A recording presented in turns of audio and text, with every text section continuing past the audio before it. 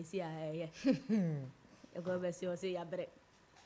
One was him, Mr. Bobby, what is in him? Okay, tia, when I am none of pain. Yes, see what Muntin and Nesso. Adoruma, yes, in Kungwa. I said you can, yes, in Kungwa. And to the yes, in Kunya, dear, naturally say, yet here for Muntia. And not yet, no. You. Yet the radiasi. Irene, okay. Irene, the choir no pay to sing. Irene, Mrs. Kumi. Irene, Mrs. Kumi. And Pacha no pay to sing. Now, say, we create a memo sky, but it seems so okay. Anna. Oh, we need kind of something. Doing a crowd be my own. So I'm not going to catch your mouth. So I'm last 2 weeks, not this week when your mammy. The week hasn't gone to an end. It's say. I mean, Charlie, before this program will be in the power and as watching and as a Friday, can socket. Understanding wife. Yeah, very understanding. Boy, yes, how about them can be into a GDS and now can be corner you and I just say, you could actually mess him. Yeah, because you never disappoint me. So everyone was a umbisa. Ever, yeah. All right, I'm saying for some who are the night who are dominant, who are pie, GD pounds set here for who ye. A year none of pass yet, Tenassi, and you may be a chassis and adding crunches somewhere more than the moon wham at the chassis and no pay. Young Quahamanasona and a Reverend Sarah down so to trim come. None of paying crashes some. For 2 some more demand, none of pay. On for man of pay. Reverend none of pay him watch him or quabbed by Max FM. Oh, we just finish Abema and pay me my Ghana phone in good morning. At the bar a year master so. If I told me this, I'm in a year. Yes, Yamia Dom, Mammy, Reverend, your papa, now on swear. A radia dom, your papa, yet I used to see you. Man, of pay into you, foot to out the Maya, ain't you? But I say, I'm a pay me Abema. And a private theatre a year master film. A Jimmy 4 and a year Ghana tier 4, 8 year master film and a pay. I mean, Ramuna, we never my mobile Juma pa. A quick day. Ghana 4 year, a drone of Passaya. Response I ain't a Ghana for 8 year, if it is supply, a Danyamiasi, a Sonia can see a Modiamay, and a pay.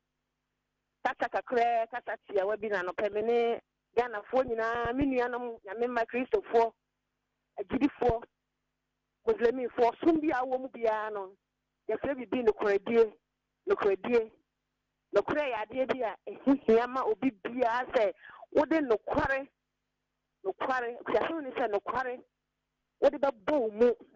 Nipa be any opportunity, a year will be a Juma, no cry in your Jumano.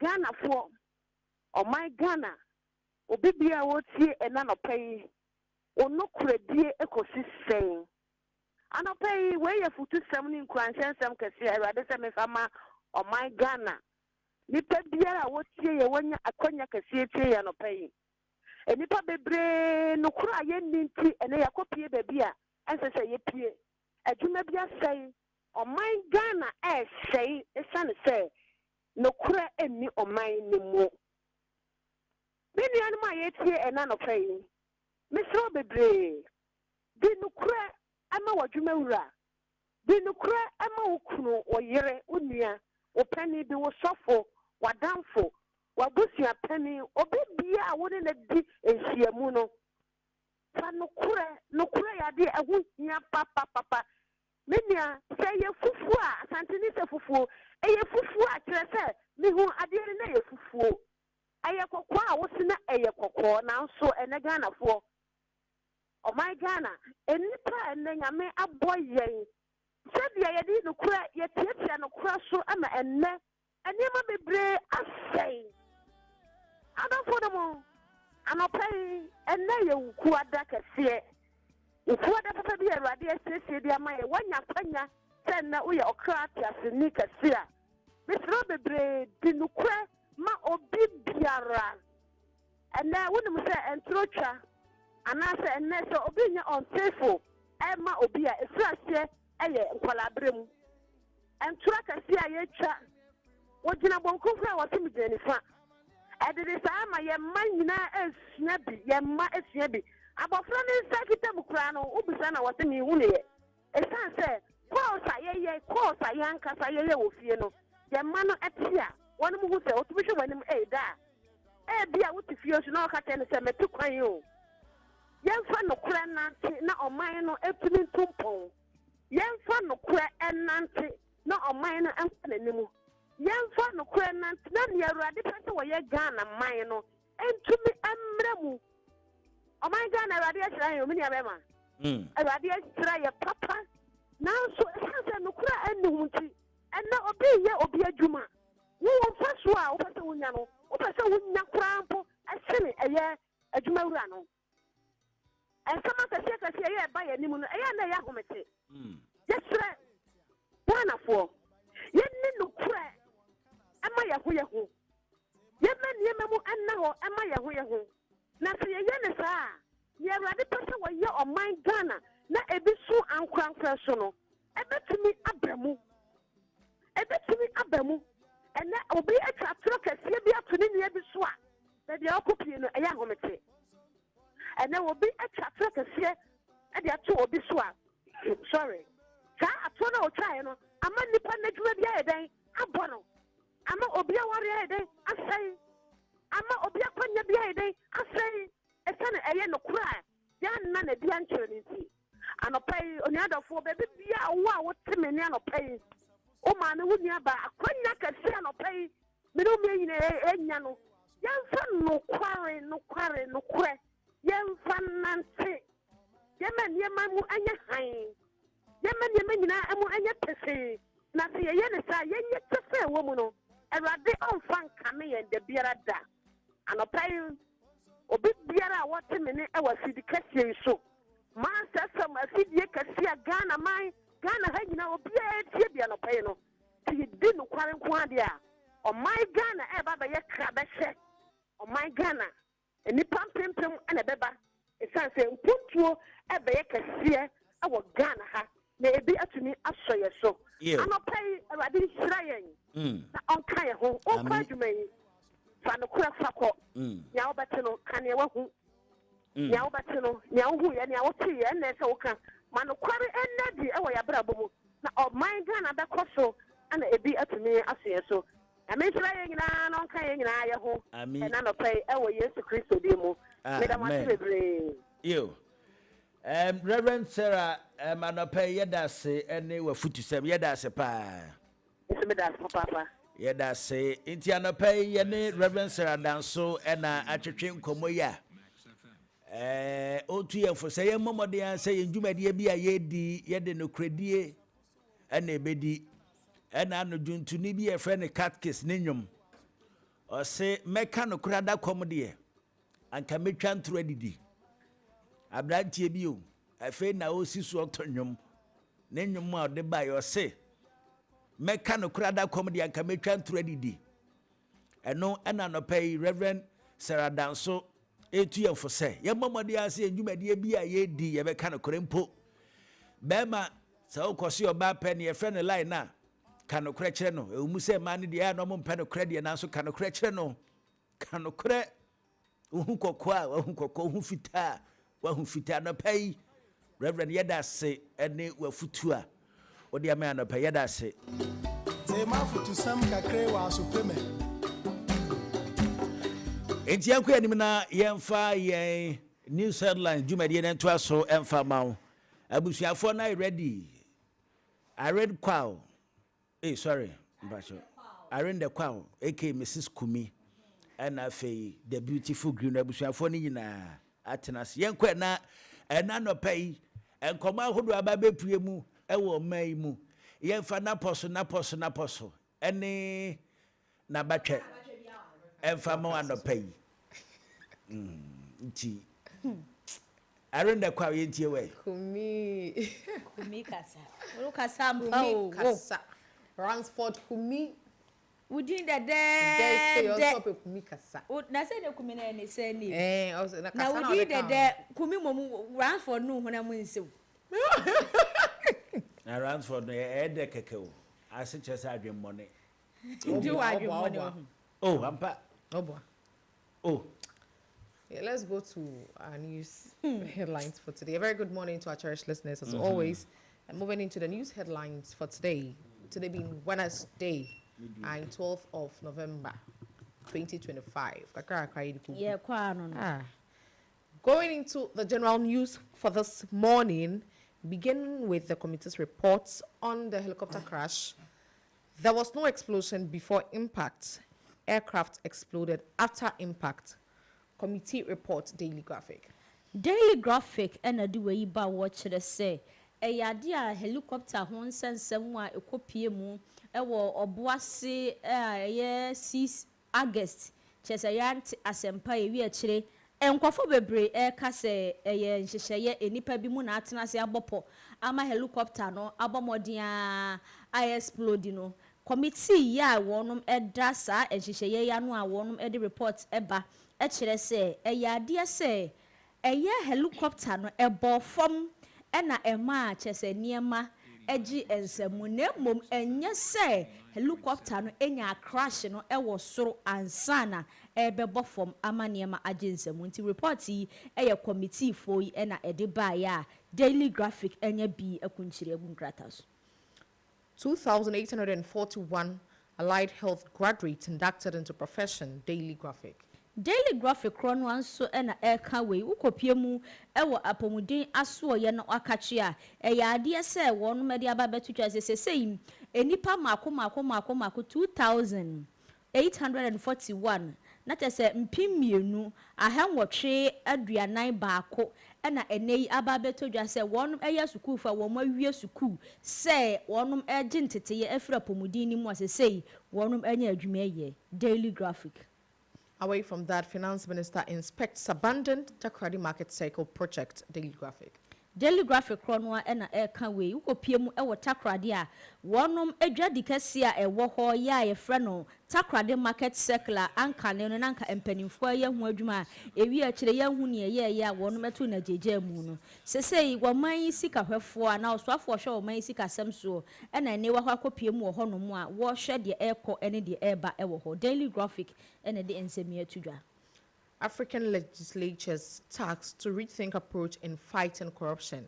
Ghanaian Times. Ghanaian Times nso ena eka we eye a bibrem hanom ye mrasha ye sha na enipa wonom ehwe emrasha ho ensam so ena nei wonom ekere se eyade se wonom esese wonom di omu na esifom na afei eye corruption ana se ketahesha ekoso no empanimfo ehwe na wokutia. Ghanaian Times. Moving to the Eastern Region, outgoing Eastern Regional Police Commander urges Sussex to intensify anti-robbery fight. City Newsroom. City Newsroom nso ena ediwe eba ukopie mu ewo Eastern Region na kire se epoya mantamu a ade se police commander wo say wo wie ni dibre se police commander ena ne wode ato police commander wo no eba befa ni dibre na wo kire se omai Ghana mu abonefosam ene kronosam ekoso yie papa eninti wo mia ne tamu na wonyere ho se de beya wobetumi akoatia krono ene abonefosam. Ghana records 28,000 deaths annually due to air pollution. NGO. My Ghana mu ena sesia ye de ababetu dwa ye kire se ade se wo bepie my Ghana mu a enipa wonum enam enfnama bone so ahwere wonum enkwa 28,000 na chese apem aduo wotwe ohun pimienu no ya 28,000 pimienu anaze okay aduo wotwe chi ne tara bia ya na ayi enipa asese wonum afamu ahwere wonum nkwa ne nyina ne se enam mframa bone a my Ghana mu ye home ekoye mu no ade se enso eniye papa empanimfo de ensemi atudwa. Away from that, wife of Samuel Abuaje, one of the Ghana Armed Forces personnel on board a helicopter that fell on August 6th, has refused to permit a DNA test on their last child, prompting the case to be taken to court. Yes, Chese ye nyina ye beka ye a eye helicopter ho nsensem ye sie ye a nipa nwotwe efa mu ehwere wo mu enkwa emu ba ko ya ye friend Samuel Aboaje ya ne yere Mrs Samuel na chese ko ba ne se ye mfa DNA samples emra na chese ye hu se we ni no ukopie mu ewo obeya kache a eye ade se wasisi abusuafo se DNA pa de wo bepene ama wonum aye ne ba a wotwa to de enya de se wo bepene a eno ho nsem akoye deja wo magano.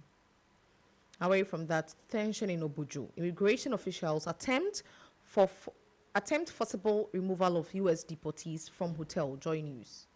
Ukopie mu nso ewo eye Obuju a eye ade se eye immigration officer na wabomodin a wo kire se enipa bi mu a yabo wonum efiri eye amonone aba wo man Ghana mu no hotel a wo mo wo pese wo bomodin na wo yi eye sa nipa yi efiri hotel ho no mu a kire se akoye ensem bebre. Joy News na di we eba. Moving to our business news, CD rally cools off. $1 going for 11.95 Ghana cedis at Forex bureaus. Joy Business. Joy Business na eka we sisi ade ya ade se yensi di no chese no ho ato ne yie papa papa o de toto eye 1 Ghana na se 10 Ghana ho a ene $1 eye 11 cedis 95 pesos a sisi ano Forex bureaus na de ensemi ba Joy Business enso eka we. To our second business story, Finance Minister highlights massive job creation potential in oil palm sector during visit to BOPP. Joy Business. Joy Business enso ene wusu a wo carry. Ade se ukopie mu ewo oil palm sector no a na kire se bia a wonum eye enwo ene nasefo ahodo no a finance minister na so afo hwe yensi kasem so ena wo kire se ade se yen oil ahodo na se wona wonum eye enwo ahodo no ana sika wo mu ye papa eni amanfo nhwe na wonum emfa wo ho enje sa adwumadiem. To sports news, Cristiano Ronaldo says 2026 World Cup definitely his last. African news. African news nso na di we eba na chese ye boawura amonone ho nsem hu.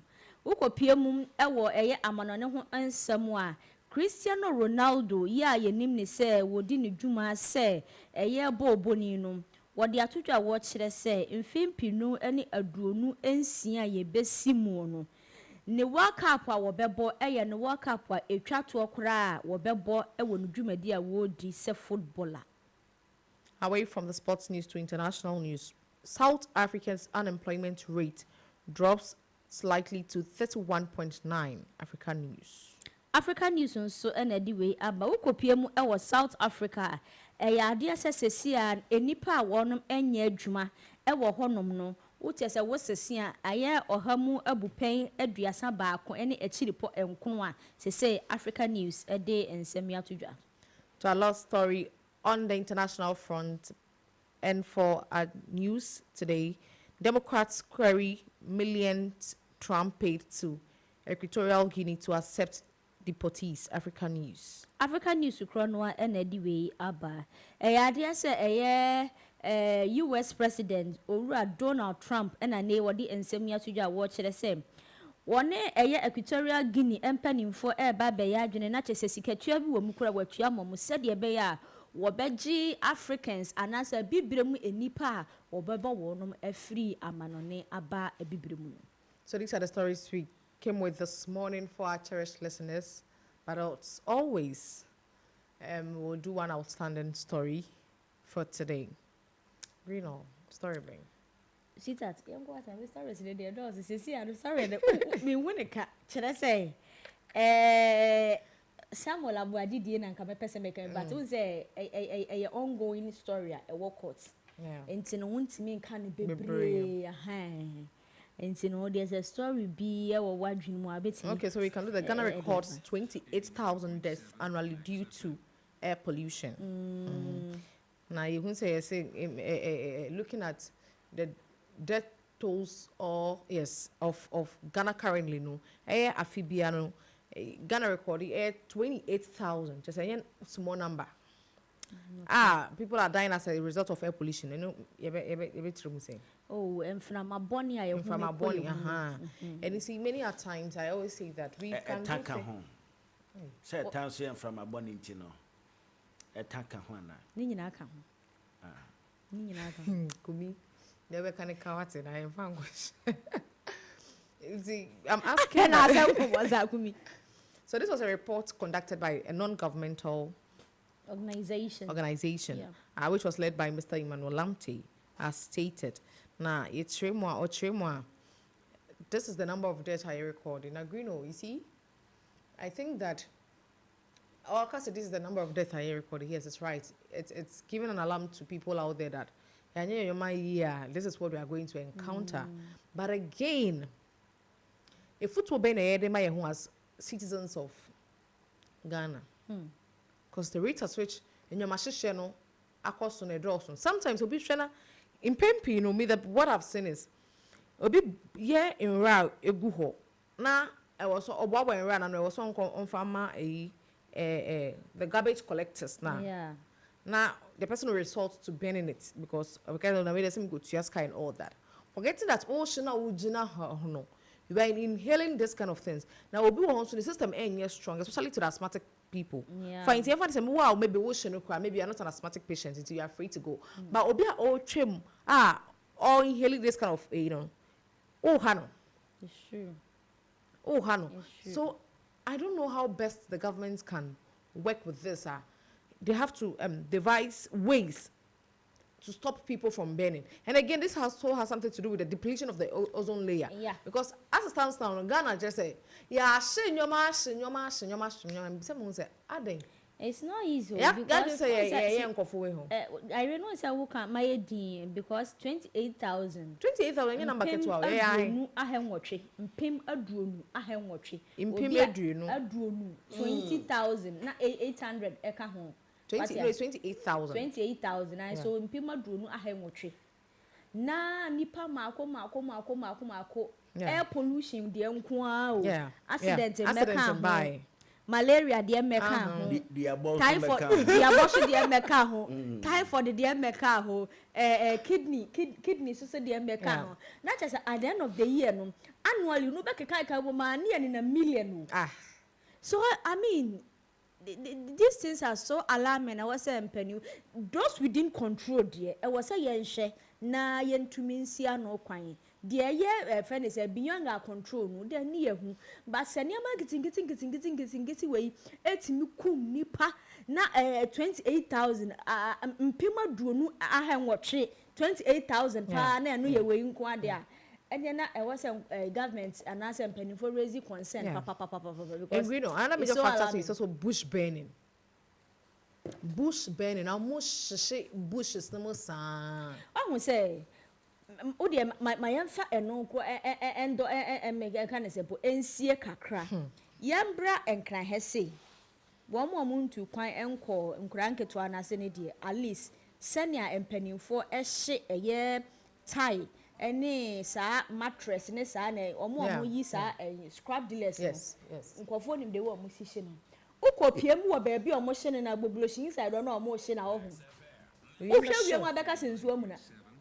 I tell you, who shall we musaya, Obaka since Womuna? We see an aqua assessa wedding. Our honor. Now I that does a time of me says, 19 to Momoti have them every day. And until we move helico crow, now I can say, the more whom you come. Cause cancer. It's piling up. And I make a demand who come near cause cancer. I did wait dear, I was a pian penny for her now or more money. You, and her hopper no mocha because I'm nodding. You, now, most say Samuel Abuaji and the wife no hiding. Oh, once a Kumiana may pass a message in Passa, you can baby because I said no court since I said no court. Now from so bad now. So the issue at hand is.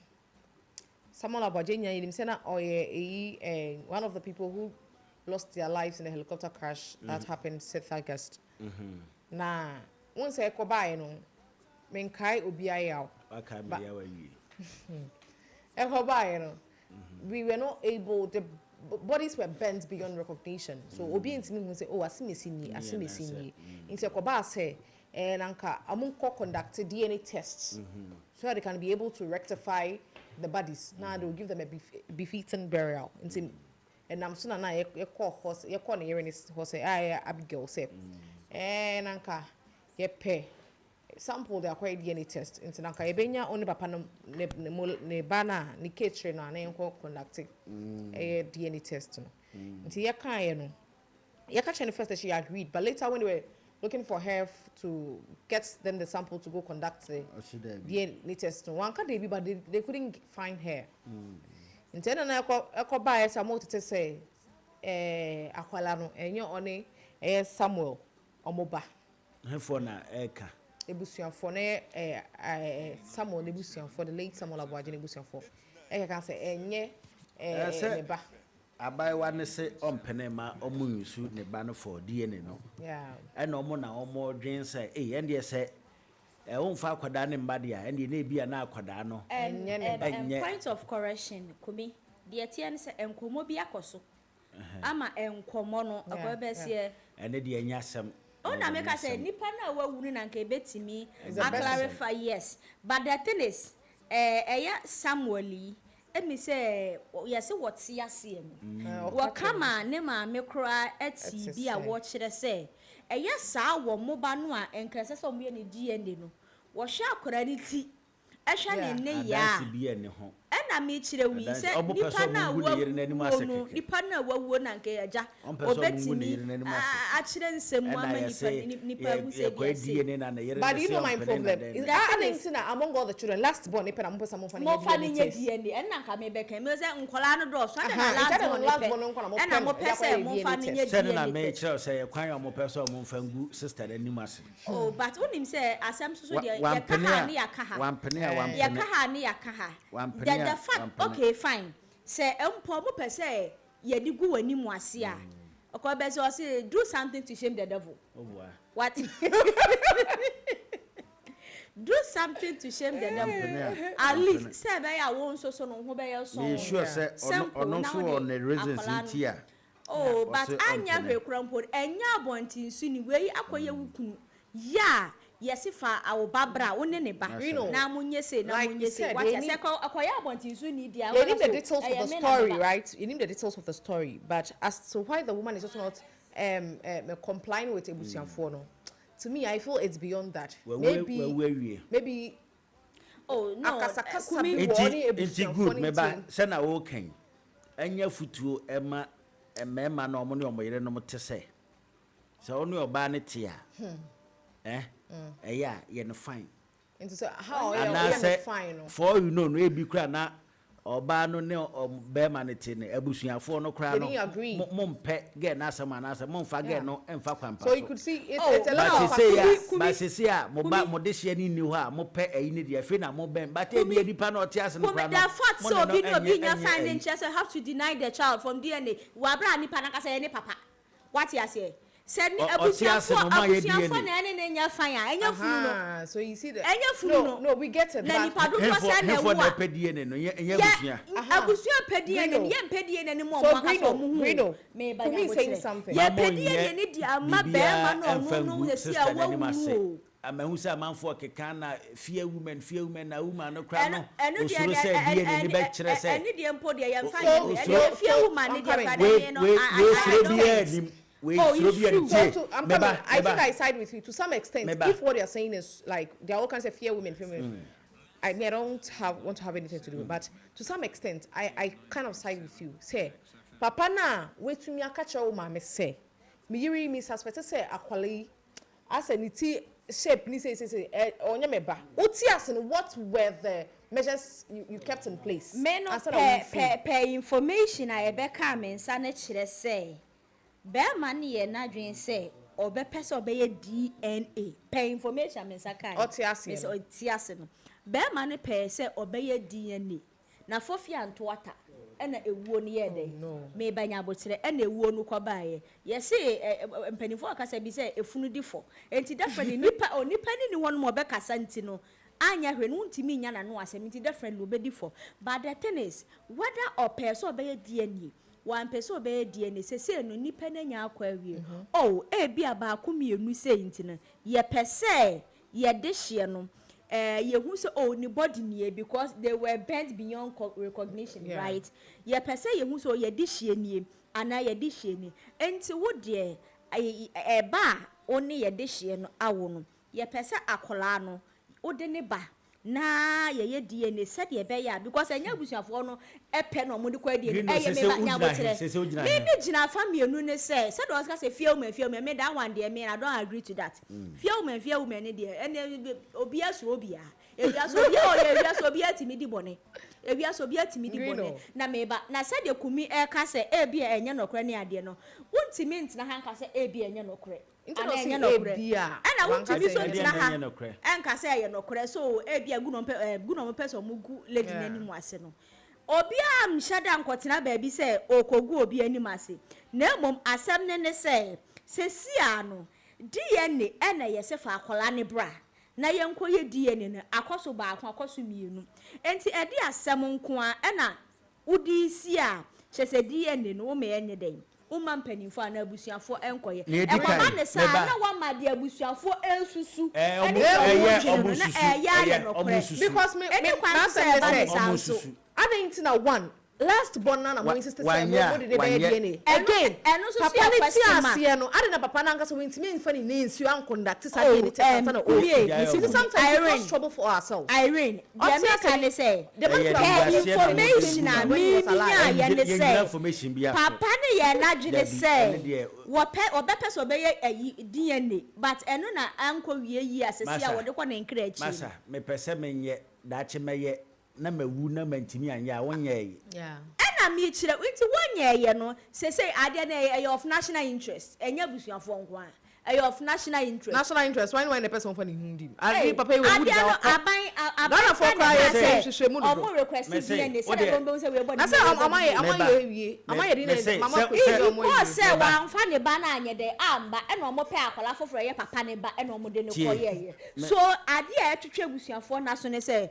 why are you hiding the child from the family ebetwe amoma so bete maybe she wants to leave them in suspense ne di kan say ye ko ne ye kwa DNA na ye kwa DNA na omode hye no obesori anon sori one ne ye tosu mienu say ye ko ne ye kwa DNA na say akoda no ene omode hye no moja no anaso ni we na amache a eno an say conclusion e betimi aya ne say oh okay ene enye ne body ne ye den ye nya no nti no sister no kwan bia so nya ne tididim nti say okase onya it means say bibi wo ho e bia na make say for you know no most of times say sikafo na e ma na wade sikafo no e nya ho kwan na oni omo nkasa na ti kwan a omo kunu no mabusuafo de omo fa so because because omo nim say enyo obi a ye wo obi a wa kumi enyo obi a ye obi a wa risikani oti ahodwo pa ye obi a wa risikani but emu ahe os edroso emu ahe eno kura no so onyo ma me ne papa pa wasem a obekọ no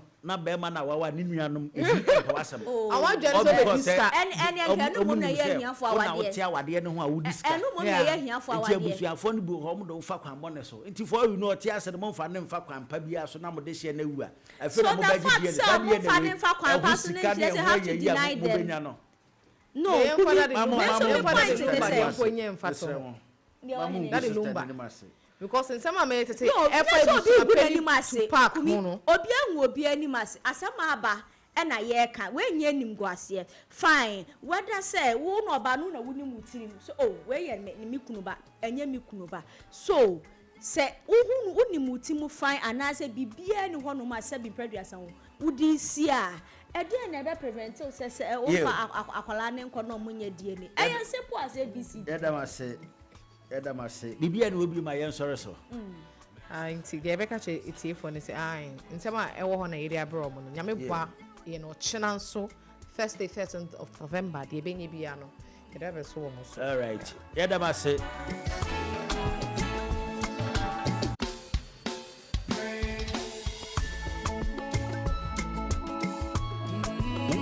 Welcome to Wednesday morning.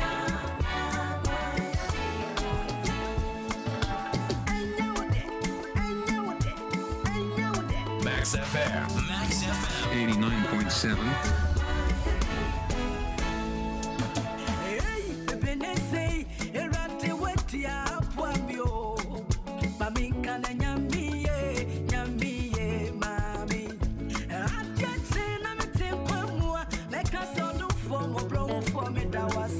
Mami kana nyamiye, nyamiye, mami.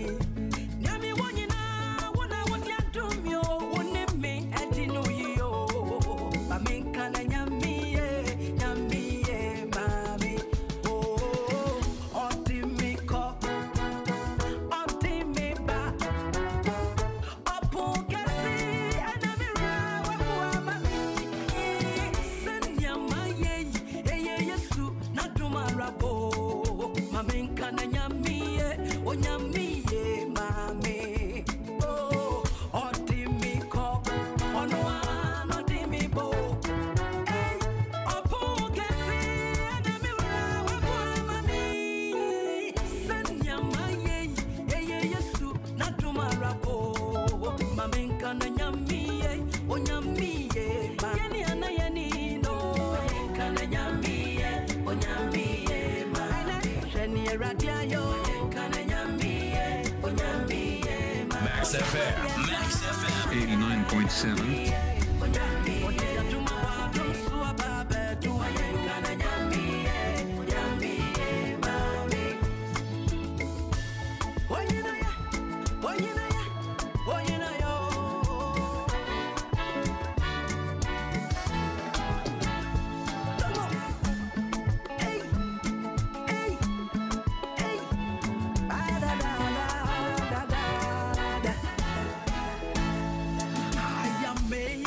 All right, James, I am quitting when I yene SK menu and Chechen Como. I am alive today.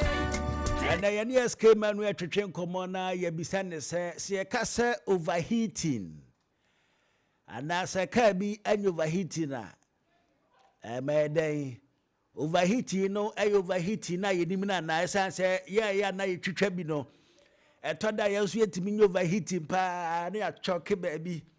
Ne wisu fie hinimu baba ni say ya isu galon ba kon o yetimi no nyina ne say ya overheating say sa overheating nko na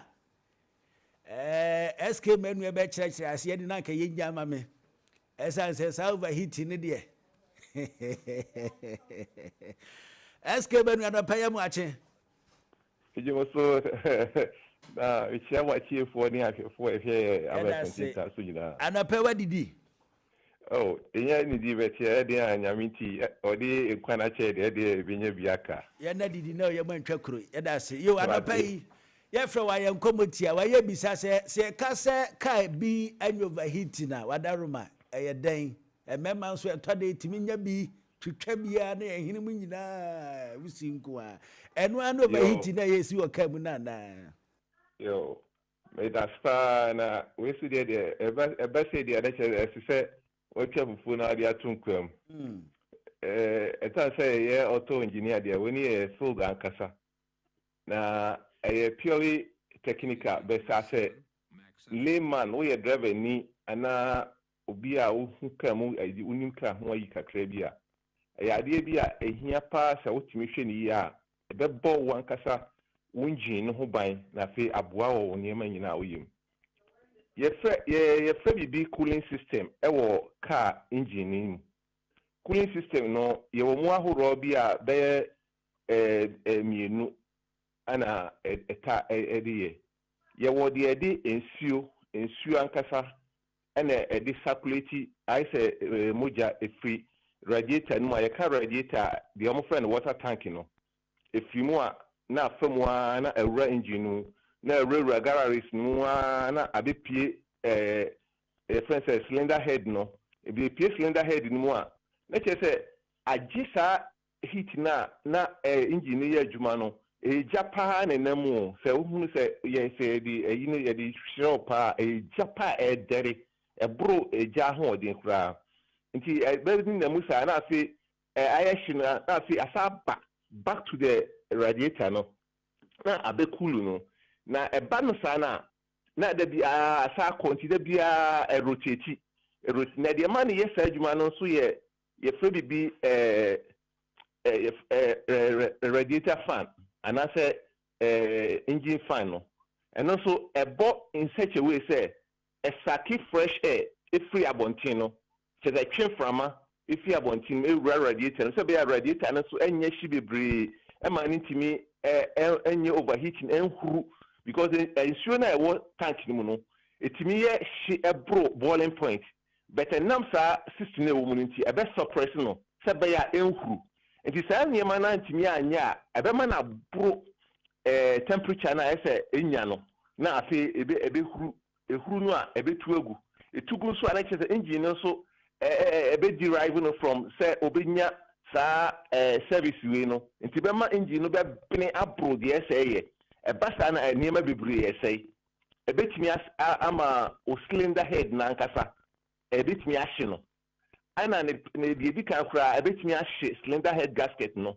ehye sa cylinder head gasket no so a emanitimi penetrate fa ba bia o say gasket no o ma ye ne seche we say baby block oil sebe ya oil no ene ensuo no emedi afra nti obi anam ne kwam nti se sa yi no overheat ne koye na se nane sa side no kakra bi no a ebe ma afi aka bom na afi engine na nkasa no na ensuo kom afi engine ebe akosai ana betimi aya crack cylinder head na nkasa ana se ebe wobo no ebe kasa wobo abo se inse se eye flat a ebetimi ama na ye service na ama ono entimi nye sa na che baby enframa be fasie or be fasie e che enye level enye even nti sa niema we nu nyina na e kasa e basa ye overheat na basa aka no no say aye overheat nto ne temperature no e mani ntimi run smoother nke ese run no ye makasi e di su na ye ka bi ho so de air cool aye ka na nkasa na jekure ni ti fresh compressor air bi na every engine mu ana ediba na fe no so awura sa circulation na make nyina no so for the same process I make nyina na sa ba reservoir mu na no so abekulu no na sa de ko nti ni nyina ne se eye de ebeboa amaka no enkohye eja no ennere mro se ne ese no na atimi aye adwuma nti se wo ye driver ni na se wo anhwe wo sa niema we ni nyina da bia abekwa akofasa ho ya ba na de dikan a abeboa se as a driver ni anopa bia wo be hwe sa system no ka bi ho na wo betimi anya access no bie rad no so ahwe se rad na e papa party a ugina bo se ensio na wo mu ni de wo system no nyina no ebe sa apwe na abegina radiator no mu na aye pepepe eso nte nemo se system no bia enye ne bia bi leaky a bo se abe so beti nti eso ti a eye se wo hwe se wa manafili nti da bia ya na wo reservoir na so hwe ye e ma na nyema da bia bo se ya ye mark bi o ye wo minimum and ye wo maximum but maximum no kra na e mfimfini enu full no o ma ni drew full no a na che what ya na home entimi home ene so be ma na ye overheating e bi kra system ye but nam se unyim ni usage ni ti wa fill reservoir na ma na ye ma no so a e be ma na ye overheating nti overheating ye system cooling system a boa engine no ma engine timi nanti na eye adwuma se de ese a broni ni eye ma na pepepe ene ye ka overheating a sa na ekire SK menu no pay bedo ase ne nkyerɛkyerɛ mu awde ama ye da ase se ye hu overheating se na waka no so ye bɛbɔ mɔde ya sanse na ye betu ka na ye betu hu anamon ahwɛ ne ma we nyina se na be ya yesi kwan so ye nyo overheating na no pay ye da ase ne nkyerɛkyerɛ mu awde ama ye da ase pa yo miss me the maskwa yo SK menu na ye ne na twetwe nkomo na wa kyerɛ yen overheating a etasi e oka mu na we no ene ye ne ya epe ahu ene nipa overheating no ya epe se na ka overheating ne ba gi nsuo no saa so na nipa overheating ne sima ya ne gi nsuo pa enti ye be se na SK menu aka no ye momode ya se ye betu hu anamo na ye de adi dwuma SK menu no pai ye da se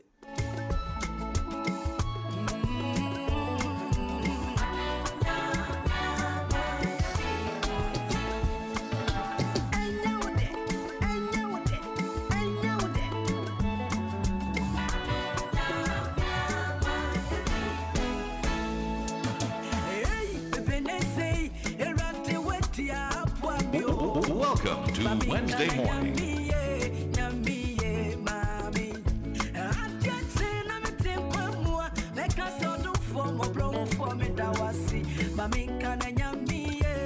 Entiamu akwa ba fe na odo afidie na to a high max 89.7 max morning di wan waso gusu a utie no ye frame kumi kasa na yɛn dwumadie yɛte ɛho WhatsApp group nti so wani bɛgye ho sɛ wobɛba bɛka yɛn ho a yɛayɛ abusuakuo yɛwɔ fie baako ba ne yɛdi nkɔmmɔ ɛsɛ wani yɛn sɛ ɔka kyerɛ enti Max Morning Dew yɛn WhatsApp group no wani bɛgye ho sɛ wobɛdwan ne a na wasɛ ne hi ɛde akɔ yɛn WhatsApp number 0201163665 na yɛn producer ɛde wo ɛbɛka ho ne yɛhia ne sɛ wobɛsɛ ne hi na waka kyerɛ sɛ Max Morning Dew group no wopɛ sɛ yɛmfa wo ɛnka ho na ɛba ne sei na woka yɛn ho a anɔpa biara yɛbɛdi yɛn dwumadie na yɛno na ɛbɛdwen ho ɛne nkɔmmɔ wei na yɛbɛdi o wodwen ho sɛn ɛyɛ anaa yɛnsesa no enti ɛba ne sei a yɛn dwumadie ahodoɔ a yɛdi wɔ fie no nyinaa no yɛno ɛna ɛdwen ho yɛno na ɛbɔbɔ ho ansa na bamframa mu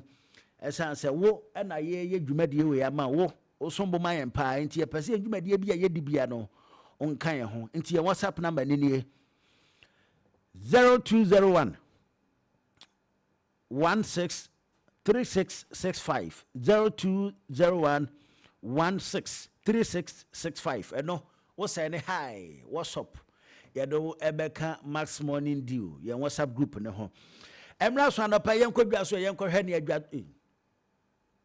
yɛn kɔhwɛ ne ahefo de abadwa so yɛn kɔhwɛ de adetonfo de abadwa so apa ɛna metwi na kam and then ankasa na ɛyɛ na wo hɛ sɛ 28,000 a make atwi yi kam say no ɛna mafo motwi kasa no magya account yɛ de afra ɛna abrɔfo na nti ɛbasa na adwene no ayɛ bebrebe bɛyɛ de kumi enti yankɔhwɛ ne ma hodo ana abusuafo de abadwa ma so yɛbɛtɔ bi nyinaa no ɛbɛyɛ sika sam sika nso de yɛpɛ sika yɛbɛnya no wɔ he Mega Cash Lucky Box ɔse yɛn kan kyerɛ sɛ bɔmɔde ya sɛ ɔbɛfa wo phone na wa dial *426*8# network bi a wɔ so yɛhia ne sɛ wa register na sika ɛwɔ phone so o sani ni sɛ ya ne edi kan Max TV ne ɛtɔ so mienu Max Radio hyɛ ne nso o dial *426*8# na nsɛnkyerɛni a meka sɛ obehu we nyina wa hu bi a san kan so na san ne biom kosi sɛ ubehu Max TV and Max Radio ɛsan sɛ yɛn ne yɛkyɛw sika no nti yɛpɛ sɛ wohu ɛho nsɛnkyerɛni sɛ yɛn ɛna yɛkyɛw sika no ampa kokodi agorɔ ne esi dua mu na so wahu Max TV wahu Max Radio a ahwɛ na nkɔmɔ akɔɛ foforɔ yɛpɛ sɛ ɛho so bo bi amfa mmɔ yɛn nti dial *426*8# select number 2 Max Radio ɛno akyi box sɛ bɛba baako nsia o lucky box anaasɛ lucky number select baako ɛno akyi 5 Ghana cedis ne akyiri fa to so umomo pin ne bɛba bɔhyɛ mu sika wobɛdi na bɛkyerɛ box a wobɛfa nti wofa box a usika ne bɛyɛ ketewa o sanfa box foforɔ na we na ni gye sɛm a wum ne sɛ we ne yɛse wandi hwee kora no 5 Ghana cedis na wode to so no gye na kyerɛ sɛ wasan winu 5 cedis ɛne na kyerɛ sɛ wandi hwee